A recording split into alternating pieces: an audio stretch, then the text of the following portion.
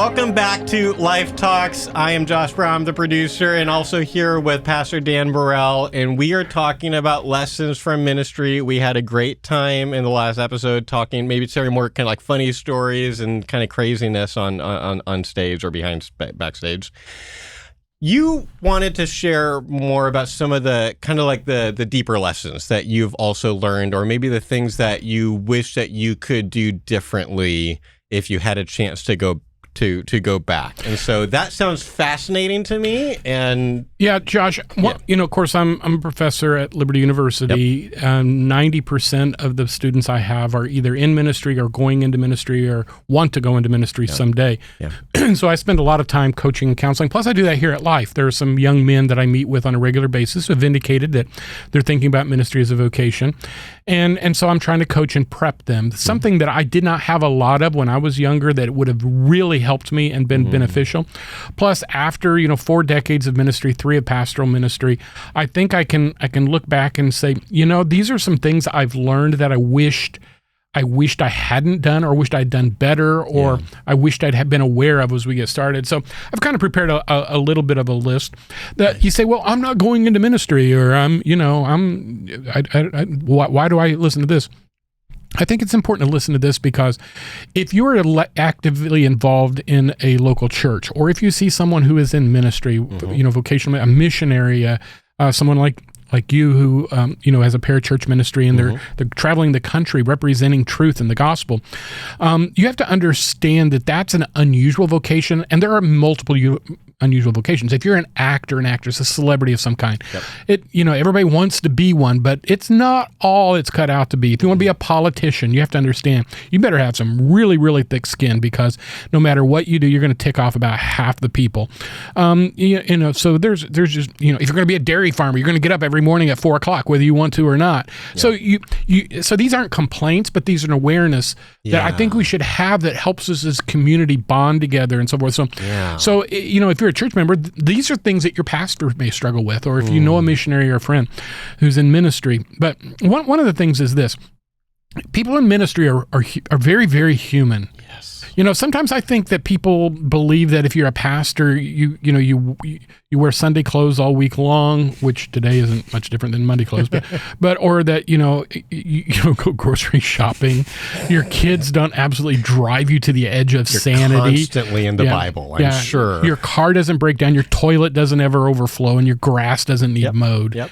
And the reality is, we are very, very human, and at times uncomfortably human, because a lot of what we do, there's spiritual warfare about it, and then there's also balancing people's expectations. I mean, I literally have had people, come to me up in the grocery store, and they'll look in my cart and they'll say, well, I didn't realize pastors would, needed. Well, yeah, we all use toilet paper. I mean, or, just, they and it's, I think sometimes it's because they're a little surprised to see me outside of their norm. And it's awkward. And oftentimes when we're in an awkward situation, we just kind of blurt stuff out. Sure. Yeah, that's fair. But understanding that, understand if your pastor has children, those kids are going to act up sometime. And the reality is, and sometimes inappropriately so, things that your children won't do. But you see, your kids visit church, they live at church. The pastor's kids live at church. Yes. This is they spend more time there than any other kid in the congregation. Yep. And so sometimes they become overly familiar. Yes. Sometimes they get bored because they're waiting for mom and dad to get done talking to that last person. And sometimes after a couple of services that they've had to wait through. And their parents are distracted, and kids being kids will exploit that. Yep. That's true. And so at times you have to demons. Yeah, exactly. and so realization that we had was, anytime that our kids did something bad or wrong or whatever untoward, that they shouldn't do that because they were pastors' kids. Anytime my kids won an award or had, did something accomplished, and you mentioned it, well, of course, they're the pastor's kid. And they got that award because, they. So sad. And so, but that's just the reality. And when my kids would bring that up, I would say, oh yeah, but remember last year we got to stay in somebody's mountain house for vacation. That was pretty cool, wasn't it? You try to balance that out. Yeah. But the reality is, if you'll give your pastor or ministry leader permission to be a parent, that means that they need to go to ball games. Yes. That means they need to have a family night. Yes. That means that they need to be able to work through a rebellious teenager with grace and patience. That means that when they hit 18, 19 years old and they're working out their own faith, independent of family control that they've normally had, that you pray for them, not gossip about them. Those I think are really, really important. Wow. The other thing too, kind of is a more personal thing, and this is, again, when I say these things, I'm not looking for sympathy. Yeah. You know what you're getting into when you join the ministry. Don't cry for me. But there are perceptions, depending on how you grew up, about the role of a pastor, and there are all kinds of pastors. So my pastor growing up, and the pastor of my family for 5 generations, the church never had, occasionally we'd hit 100 people, but rarely. It was mostly 50, 60 people. He knew everybody by name. Yep. He could have coffee at a moment's notice. Yep. People dropped in on him. If you had extra vegetables, you dropped him by his house. If you needed to ride to the airport, he'd take you. Wow. If the elderly people needed to go to the doctor, he'd take them. So it was a different dynamic. Yeah. When did he write the sermon, though? When did he get anything done? Well, in all honesty, he wasn't that great of a preacher, but he was an awesome pastor. So there you go. Yeah. Yeah. There weren't really any expectations because it was more like a big Sunday school class than it was he just passed away recently, and the loss is still felt tremendously, even though he had retired a few years ago, because he continued to be a pastor even when he wasn't preaching, and that he ministered to so many people. I've never been a pastor of that kind of church, and I will tell you, I don't think I could be the pastor of that kind of church. That's interesting. Why? Because of those kind of demands. I'm not the kind of guy that's going to sit down with you over a cup of coffee at Hardee's 3 mornings a week because that's what we always do. Yeah. And quite honestly, if you need a ride to the airport, there's a thing called Uber. and I don't work for them. And that sounds really cold. And please understand, if there was some kind of extenuating circumstances, of course I would do that. But when you have a church with 1,800 members, I can't do that. There's other people that should be doing it. Shouldn't be the pastor doing that all the time. If 50 or 60 people, that's one thing. But you can't do that with 1,800 people. I literally, is really quick, but I occasionally get replies to our bulk emails that we send out at ERI from people that literally think that I just directly emailed them because their first name is there. Yeah. And I'm just like, I'm a little offended that you think that I'm literally just sitting here at my desk, just emailing everybody. Well, and that's so, we need to consider the fact that, first of all, your pastor's human, but also we probably don't know what is, like yesterday. And again, no sympathy here. I signed up for this. But yesterday, I literally had a 14-hour workday. Yeah. 14 hours. I left my home at 9 and I got home at 11 and was in meetings and working and so forth, or driving to and from work that entire time. Sometimes the joke is, well, I wish I was a pastor, so I only had to work 1 day a week, or I wish I was a pastor because I got Mondays and Fridays off or whatever. I've had like 3 days off in 2024. Again, it's not my fault, but last Friday I was supposed to take the day off, and we had a crisis at the church I had to go take care of. When do people get married? Fridays and Saturdays. When do people have funerals? In the afternoons and evenings. So you have to understand your pastor is trying to juggle all of that, but his heart is he wants to be with you. His heart is he does not wake up in the morning and say, who can I let down? Who can I tick off? Yeah. I made a hospital call this week because of where we live and where our main hospitals are. That was a 3-hour excursion. Wow. It took me 48 minutes to get there. It took me 20 minutes because of the construction to walk from my car to the room. I had about a 40-minute visit and then repeat on the way home. And that's half your day. And I got to tell you, I was so blessed.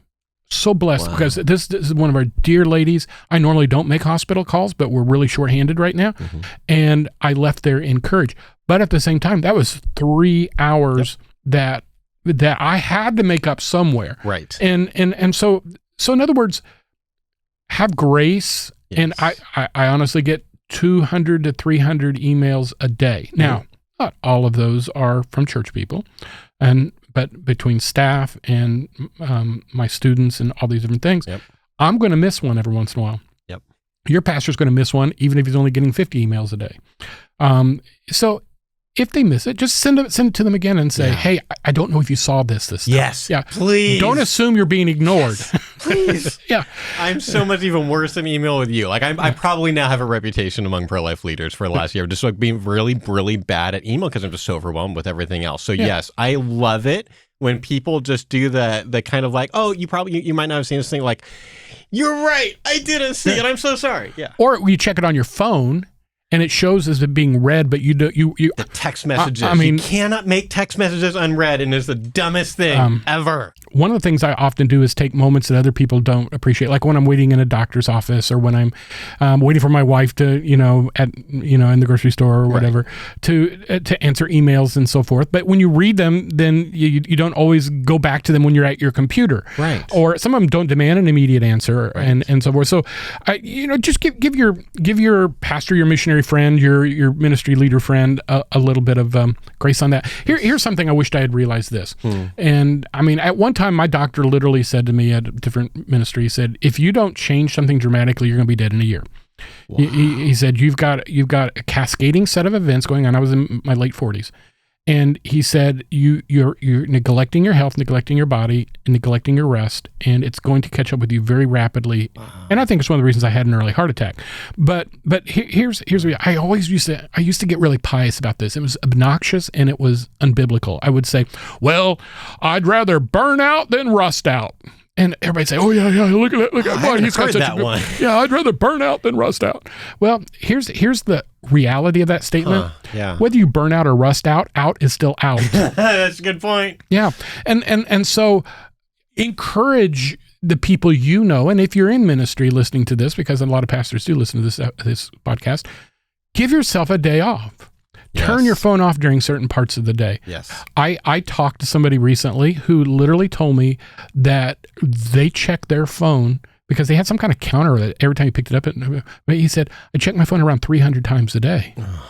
And this is a young guy with young kids. And so we're working on it together because that is an easy habit to get into. And I find in fact, I've been severely criticized by people I care about and love their opinions because I'm often distracted by the texts that come in while I'm doing it. And I feel panicky because I'm like, what if it's an emergency? Right. Or what if I forget to answer it? So let me answer it right now. Right. At the same time, I'm not in the moment. I'm not present. Yep. And I do this too. Yeah. I do this too. So those kind of things, just to be aware of. Can I add something to that though? Let's put something, because the burning out versus resting out thing, just as far as talking about leadership and stuff, like I have tried. Here's what I want to say: it is not healthy for everyone else to watch you burn out. No, it is not healthy for especially anyone else who is in ministry with you. Like I have to keep this in mind with our team. Like I am way overworked right now. This is a season. It's going to have to be a season. This is not sustainable, but I am working a lot of 12-hour days right now, and it's not what I would have chosen, and it's really hard. So our staff is watching that, which means that I have to be aware of how I'm communicating to them about this. Like I cannot just be like, always like, well, I'm just working so many hours because everything's so important. Like everyone's got to be, because then they would do that. I've got to be telling, no. You need to have good work-life balance. I've got a staff person who would overwork if I let her. I've got to be the guy that's like, can you stop working? Or like, are you being healthy? So it's like, it's so common for ministry leaders like us to get burnt out. I'm probably burning out right now as we speak. That's a really common thing, but it's not healthy and it's not good for everyone else to be seeing that and for that to be like this normalized thing where, it's okay. Pastors and these ministry leaders, we can just work them until they burn out, and then we'll move on to the next guy. Then we'll call the next guy. Yeah, and I think we need to make sure it's not noble to burn out for God. God says, take my yoke upon you. My burden is light. It's easy. And Jesus was never frenetic. He never looked stressed except when he was getting ready to die. Right. And is God sovereign or is God not sovereign? And so these things, I grew up in a culture that was very performance-based acceptance. And I carry in a fundamentalist culture. I think I carry a lot of that with me. But it is about modeling, and it is for your children. And by the way, this is not unique to pastors and ministry leaders. There are captains of industry. Sometimes, those folks are compensated at a level where then they can, have toys and so forth. Right. But then again, the toys become necklaces that they have to wear all the time that are heavy. Like at some point, like when Elon Musk took over Twitter and all these stories were coming out about people, like basically all the officers, the highest people are being told, if you are not sleeping in your office a lot, like almost all the time, you're fired. I'm just like, that is so unhealthy for their families. Yeah. And look at Elon Musk. I mean, I think we all have questions about his mental health. Yeah. In general. How many children does he have by how many different women? Is he married? I don't even know if he's married now, but he's been married multiple times, and he's known to be a serial womanizer. So is that the life that we want? Right. Is that the life we need? And the bottom line is, all of us at some point are going to be replaced. Yep. All of us are going to have, and it's going to be really, really fast after we die. It's going to be a matter of hours that somebody else is going to be appointed to be the head of Tesla. Or any one of his other industries. And he's not taking one dime of it with him. And I understand some of us are driven, some of us are ambitious. God puts that in our heart. Yep. But living the life of moderation and balance is something I think Scripture teaches us over and over that we need to do. And one of the ways to do this is to hire people that are smarter than you are. Yes. And because for me, a lot of it is because I'm a control freak and I want to do it my way, the right way. Yes, me too. Yeah. And so we have to be really, really careful. I'm so sorry. But hiring people and let them do their job and let them do their job differently than you would do it. Yeah. And again, as I've gotten older, I've realized there was a famous pastor who often said, when you see something going well in your ministry, he was from the South. He said, let the dogs hunt. He said, it's going to be wild. It's going to be crazy. Yeah. But there's nothing cooler than to watch a bunch of dogs like raccoon hunting dogs or whatever. They just couldn't be happier. Oh, so you're being literal. I already thought you were in figurative mode. No. Literally, it's cool to watch literal dogs hunt. Yeah, like foxhounds if you're British. They're fulfilling their purpose. Yeah. And they're having a good time. That's the way our service to the Lord ought to be. That's the way our work ought to be. We're fulfilling our purpose, and it gives us a great joy to be exerting ourselves for that purpose. Yeah. And so when you see somebody who's serving the Lord and they're joyful about it, and it may not be the exact same way you do it, let the dogs hunt. Let them have a good time. There's this amazing viral video that my wife just showed me or actually it was my mom, but there's all these military soldiers with one of these German Shepherd military dogs, and they have to be so chill. Mm-hmm. And apparently they will just give these dogs these little moments where, okay, go rent out your muscles. Go nuts, yeah. And so this dog just starts leaping up and down. He's running around. The soldiers are just standing still, just kind of watching this dog do this thing.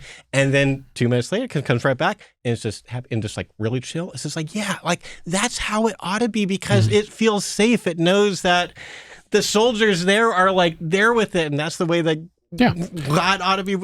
God is with us, right? And when you see people who are doing that, whether they're your next door neighbor who's a CEO or whether it's your pastor, they need to go play a round of golf every once in a while. Yes. They need to have a night out with friends. They need to do what relaxes them. Yes. They'll be a better leader. They'll be a better pastor. They'll be a better husband or wife, a better father or mother, if they have the time to be able to live the abundant life that God gives us. And so those are important things. The other thing I would say is be really, really careful about listening to your worst critics and your best fans. Talk about that. That's good. I'm one of these people that 1,000 people can compliment me and I won't hear a word, but one person gets crossways and it'll keep me awake for 2 nights. Yep. And me too. I've also seen the opposite happen where people lose touch of reality because, look, everybody's always telling me what a great preacher I am, or everybody tell me what a great leader, and I think we need to realize this: when you are in leadership, people are going to feel the need to give you constant feedback. And depending on how they're wired, some people think they're being constructive by telling you everything you're doing wrong. Mm-hmm. And other people, for different agendas, are wanting to tell you everything you do right. And the truth lies somewhere in the middle. Yeah. If you are unapproachable in terms of criticism or suggestions, then you're out of touch. And if you only accept praise, you are out of touch. Yeah. And so we have to live that. The other thing is, remember who you work for. And every once in a while there'll be somebody I have not had this happen very often, maybe once in 40 years, but I've heard other preachers experience this. And it's like, well, we pay your salary. And my response is, no, you don't. The Lord pays my salary. He's my boss. I'm accountable to the elders, and I serve you. Yeah. All right. So there's a hierarchy, and let's keep it really crystal clear. But if you lose sight of that hierarchy, you'll be unaccountable, or you'll forget who you work for, or you'll start being a slave to somebody because of money. And all of those things are not healthy for anybody. Yeah. So we have to be careful about that. And when you live in the public eye, this I think is, you kind of wind this down. I have more, but I'm going to wind it down with this one. Is this: don't be bitter about the pressure of your calling. There ought to be a joy in serving the Lord. And there have been times when I've struggled with this not constantly, intermittently, where I'll look at something another church does for their pastor, or I'm usually exhausted and spiritually empty because I've been serving the kingdom rather than the king. Yep. And so then the devil will perch on my shoulder and say, well, if you had made this choice, if you hadn't gone here, if you were in this vocation, your life would be a lot different. Well, I can say that about if I hadn't been born on a farm, if I hadn't been born in the United States. I mean, all of these things are outside of my scope and intention and control at all. The Lord has called me to this. Let me rejoice and be glad in it. And, if I really believe what I preach, then I'm laboring for something that extends beyond this lifetime. It doesn't mean I should abuse my family. It does not mean I should neglect my family. It does not mean I should abuse my body. But it does mean that there is a cost to following Christ for everybody in business and ministry. There's a cost to following Christ legitimately. Yes, why would we be bitter when the cost for him was his life? And so we ought not be bitter. Yeah, sometimes people are demanding, and sometimes people say hurtful things, and sometimes people misunderstand your intentions and so forth. But in the end, we serve the Lord, and we do so gladly. We do hopefully honorably. We do so joyfully. And if not, then you really do need to consider doing something else. So anyway, well said. So that's it for this episode of Life Talks. I hope I give you something to think about in whatever leadership you find yourself, as a dad, as a mom, as a ministry leader, or in the corporate world, or even in a blue collar type position. Always just be asking yourself, Lord, what are you teaching me in this moment on this day, that I might glorify you with how I respond? If you ever have any questions for us, send them to lifetalks@lifecharlotte.com. Follow us on Instagram, Spotify, Apple, iTunes, you name it. We're probably there. We love to hear from our listeners. And as always, thanks for listening to us here at Life Talks.